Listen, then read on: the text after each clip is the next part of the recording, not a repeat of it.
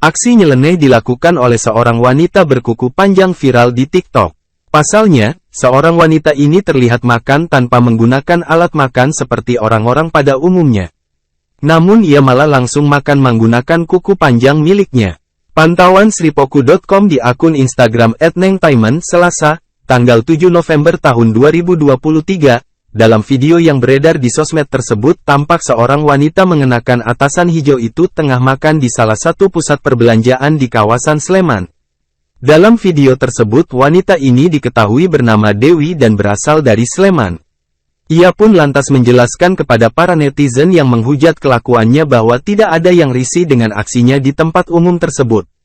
Siapa yang bilang katanya kalau aku makan pakai kuku di tempat umum kayak gini orang pada gak mau makan, ujarnya sambil memperlihatkan situasi di tempat tersebut yang tengah ramai pengunjung. Ini di tempat umum aku makan, tengok nih aku ngambilnya pakai apa, ujarnya sambil mencolok satu buah bakso dengan kuku panjang miliknya.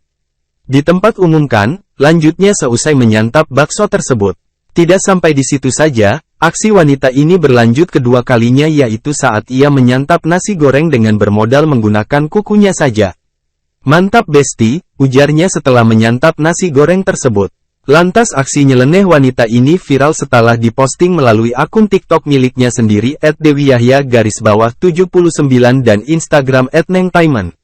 Kemudian netizen Download Tribun X sekarang, menghadirkan lokal menjadi Indonesia.